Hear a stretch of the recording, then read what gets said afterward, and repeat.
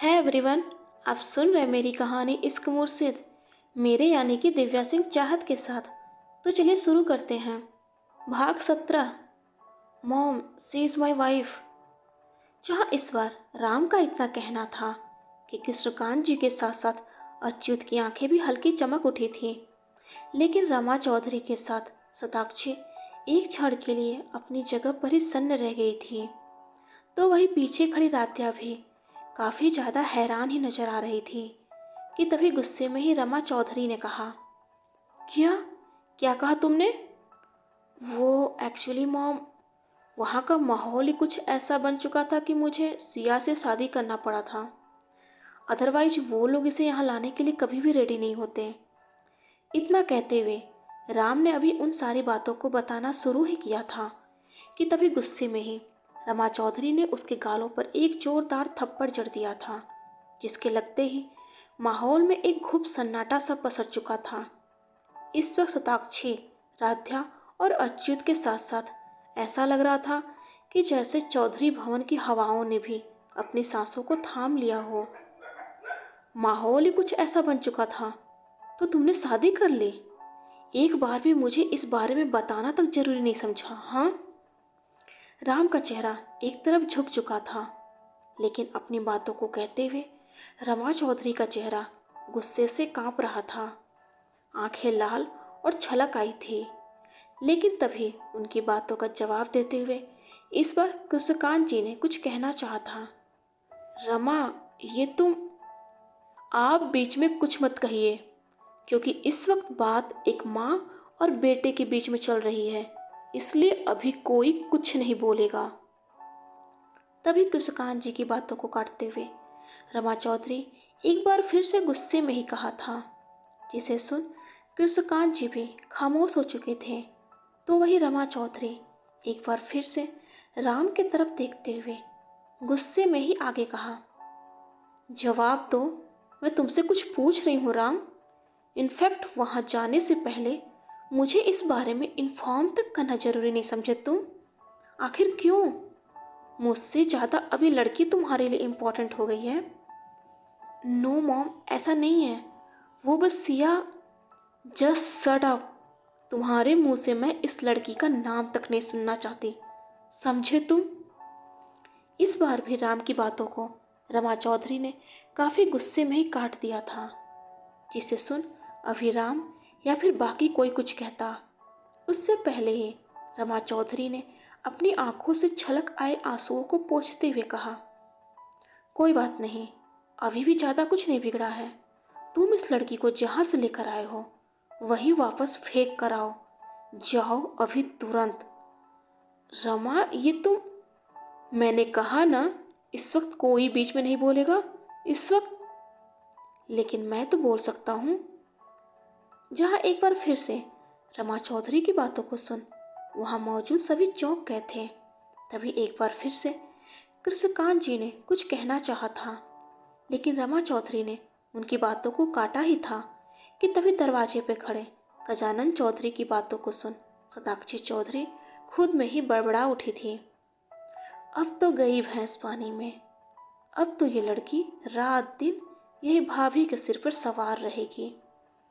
तभी गजानन जी भी अपनी हाथों में पकड़े छड़ी पर अपनी पकड़ कसते हुए आगे कहा, राध्या, तुम सिया को अपने कमरे में लेकर जाओ।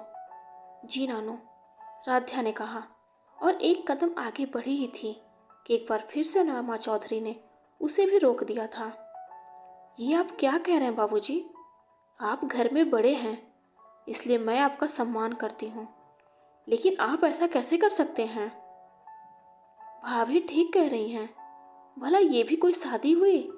ना कोई पंडित ना कोई मंत्र, बस सिंदूर और गले में मंगलसूत्र पहना देने से ना वो लड़की राम की पत्नी हो गई और ना ही इस घर की बहू। और रस्म रिवाज जैसी भी कोई चीज होती है या नहीं? आप ही बताइए पिताजी। अगर इस बारे में ये गली मोहल्ले वालों ने सुना तो हमारी कितनी बदनामी होगी। इस बारे में भी थोड़ा सोचिए जरा। इस बार रमा की बातों का समर्थन देते हुए शताक्षी ने कहा था, लेकिन शायद गजानन जी को शताक्षी की बातें पसंद नहीं आई थी। अब तुम हमें बताओगी कि क्या सही है और क्या गलत है? जिसने खुद अपनी बसी बसाई गृहस्थी को ठोकर मार दिया, वो आज मुझे रस्म रिवाज का परिभाषा बता रहा। सुनकर काफी ताज्जुब हुआ। इस बार गजानन जी के चेहरे पर एक सख्ती भी साफ नजर आ रही थी। तो वही बाकी लोग, यहाँ तक कि खुद शताक्षी भी थोड़ी सकपका सी गई थी। तभी गजानन जी ने एक बार फिर से एक तरफ खड़ी राध्या की तरफ देखते हुए कुछ इशारा किया और राध्या सिया के कंधों को पकड़ते हुए सीढ़ियों से ऊपर चली गई थी, जिसे देख रमा चौधरी भी गुस्से में दूसरी तरफ बढ़ गई थी। तभी उन्हें ऐसे जाते देख शताक्षी भी उनके पीछे ही दौड़ गई थी। अरे अरे भाभी सुनिए तो। अभी भी शताक्षी, अभी के लिए शताक्षी मुझे अकेला छोड़ दो। इस वक्त मेरे अंदर की आग। अपने कमरे के भीतर जाते हुए रमा चौधरी ने काफी गुस्से में अभी इतना ही कहा था कि उनके पीछे ही आ रही शताक्षी ने उनकी बातों को काटते हुए कहा, ओफो भाभी, आप भी ना, कभी कभी आप भी बिना बुद्धि वाला बात करती हैं। इतनी बड़ी मास्टरमाइंड होकर एक मामूली सी लड़की के आगे हथियार डाल दिया आपने। देखकर काफी अफसोस हो रहा है मुझे। तभी रमा चौधरी की गुस्से से भरी नजरों को खुद के ऊपर देख शताक्षी ने भी एक लंबी सांस बाहर की तरफ छोड़ दिया था। वाकई में इस बार आपने मुझे निराश कर दिया भाभी, क्योंकि वो सिया तो इस घर में आ ही चुकी है और साथ में उसके ऊपर भैया और पिताजी दोनों का हाथ है। तो वैसे भी अब आप कुछ नहीं कर सकती, लेकिन अभी आप अपने बेटे राम के जरिए काफी कुछ कर सकती हैं। और वो कैसे? शताक्षी की बातों को सुनते ही इस बार रमा चौधरी की भौहें सिकुड़ चुकी थी, लेकिन शताक्षी अभी भी हल्का मुस्कुरा रही थी। आप फिलहाल अपना ध्यान बस घरौदा और उस ब्यास के साथ अपना बिजनेस मजबूत करने में लगाइए। बाकी इस सिया की जिम्मेदारी आप मुझ पर छोड़ दीजिए, शताक्षी ने कहा, जिसकी बातों को सुन इस बार रमा चौधरी भी किसी सोच में पड़ चुकी थी। ठीक है, जो मर्जी आए वो करो, लेकिन मेरे राम की जिंदगी से वो लड़की बाहर हो जानी चाहिए। इस बार भी अपनी बातों को कहते हुए रमा चौधरी काफी सख्त नजर आ रही थी, लेकिन शताक्षी मुस्कुरा रही थी। तो उधर कमरे से बाहर सिया और रमा चौधरी की जाते ही राम भी एक खामोशी के साथ अपने कमरे की तरफ ही बढ़ गया था। लेकिन पीछे रह गए कृष्णकांत जी, जिनके चेहरे पर एक चिंता साफ झलक रही थी। तभी उनके कंधों पर अपनी हथेलियों को रखते हुए गजानन जी ने कहा, मुझे तुमसे कुछ बात करना है। और अपने हाथ में पकड़े स्टिक पर अपनी पकड़ कसते हुए वो चौधरी भवन के बाहर गार्डन एरिया की तरफ बढ़ गए थे। लेकिन उधर सिया के साथ कमरे के भीतर जाते ही राध्या दरवाजे को बंद करने के साथ साथ लगभग खुशी से उछल पड़ी थी। हे सिया, यू कांट बिलीव कि तुझे यहाँ पर देखकर मुझे कितनी ज़्यादा खुशी हो रही है। और आगे बढ़कर सिया के गले से भी लग गई थी, लेकिन सिया खामोश थी। तो वही राध्या जो इस वक्त उसकी हालत को काफ़ी अच्छे से समझ रही थी, इस बार उसे सामने बेड पर ही बैठने का इशारा करते हुए कहा, सिट। और एक नज़र सिया के कपड़ों के ऊपर डालते हुए काफ़ी जल्दबाजी में अपनी वार्डरोब की तरफ बढ़ गई थी। आई थिंक हम दोनों की साइज सेम है, इसलिए आज से ये वार्डरोब भी तुम्हारा है। तुम जो चाहो वो पहन सकती हो। और हाँ, इतना कहते हुए राध्या अब तक बेड पर बैठी सिया के सामने ही घुटनों पर बैठते हुए उसकी हथेलियों को पकड़ लिया था। और हाँ, ये घर भी तुम्हारा है और तुम चाहो तो मुझे अपनी दोस्त कंचन की तरह ही ट्रीट कर सकती हो, मुझे ज़्यादा अच्छा लगेगा। अपनी बातों को कहते हुए राध्या ने हल्का मुस्कुरा दिया था, लेकिन सिया अभी भी अपनी नज़रों को झुकाए खामोश थी, जिसे देख राध्या के चेहरे की मुस्कान भी अब तक गायब हो चुकी थी। तभी किसी ने उसके कमरे के दरवाजे को हल्का नॉक कर दिया था। आगे बढ़कर देखा कि इस वक्त उसके कमरे के बाहर अच्युत खड़ा था। तुम यहाँ क्या कर रहे हो? कमरे से बाहर निकलते हुए राध्या ने कहा। तो वही एक नज़र राध्या के पीछे बेड पर बैठे सिया को देखते हुए अच्युत ने कहा, कैसी है वो? अभी तक कुछ बोल नहीं रही। मैंने कोशिश की, लेकिन वो कोई रिप्लाई ही नहीं दे रही। हल्की मायूसी में ही राध्या ने कहा था। तभी राध्या के कंधों को हल्का थपथपाते हुए अच्युत ने कहा, डोंट वरी, अभी उसे रेस्ट करने दो, कॉलेज के बाद देखते हैं। लेकिन राध्या इस बार थोड़ी चौंक सी गई थी। व्हाट, आज तुम कॉलेज चल रहे हो? तो वही अच्युत एक नज़र खुद के चारों तरफ देखते हुए इस बार एक हल्की धीमी आवाज में कहा, इस वक्त मॉम का गुस्सा अपनी चरम सीमा पर पहुंच चुका है और अभी फिलहाल राम भाई को ही थप्पड़ पड़ा था। अगर गलती से मैं उनके हाथ लग गया तो मेरा क्या होगा, ये मैं खुद नहीं जानता।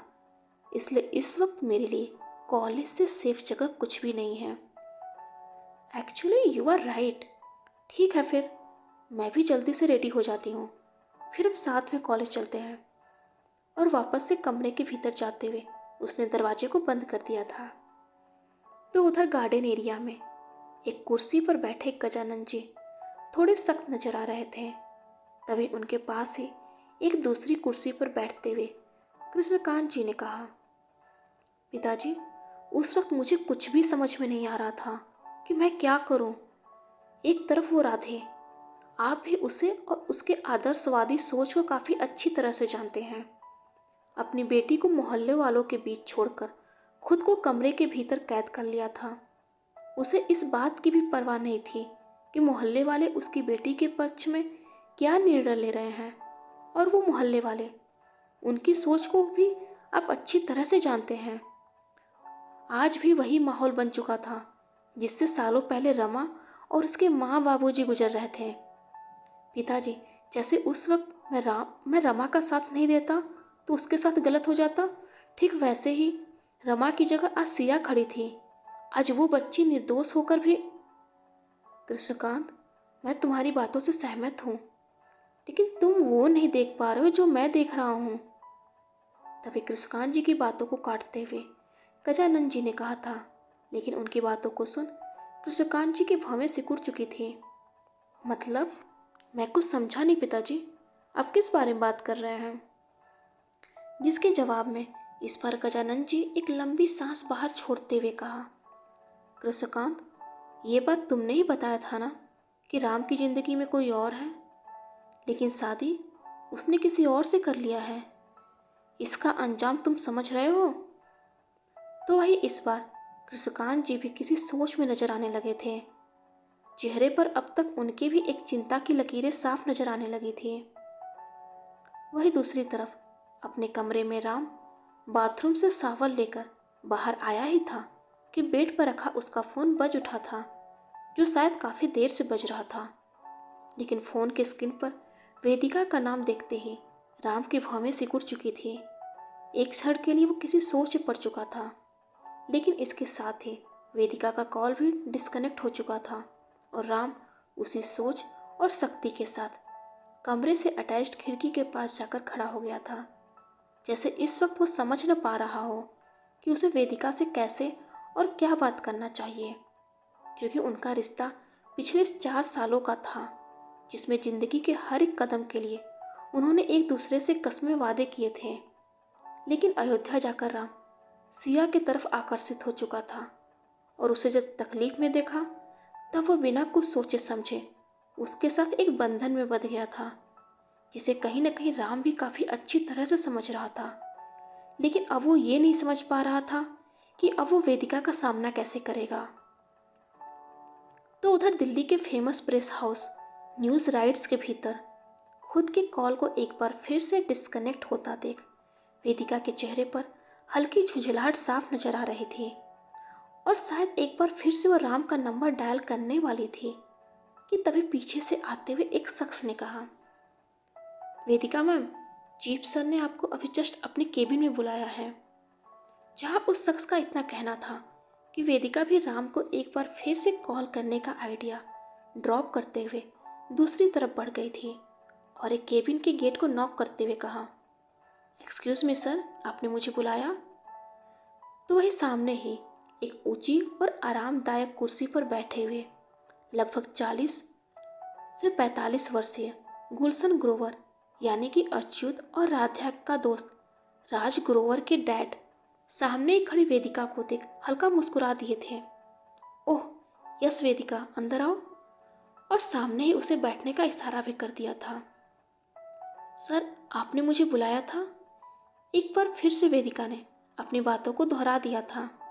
तब तक मिस्टर ग्रोवर ने उसके सामने एक फाइल को बढ़ाते हुए कहा, अब तक तुमने हमारे प्रेस हाउस के जितने भी प्रोजेक्ट्स पर काम किए हैं सब काबिल तारीफ रहे हैं। इसलिए वेदिका, तुम्हारी काबिलियत को देखते हुए ये रहा तुम्हारे पूरे करियर का सबसे बड़ा प्रोजेक्ट, जिस पर आज से ही तुम्हें अपना काम शुरू कर देना है।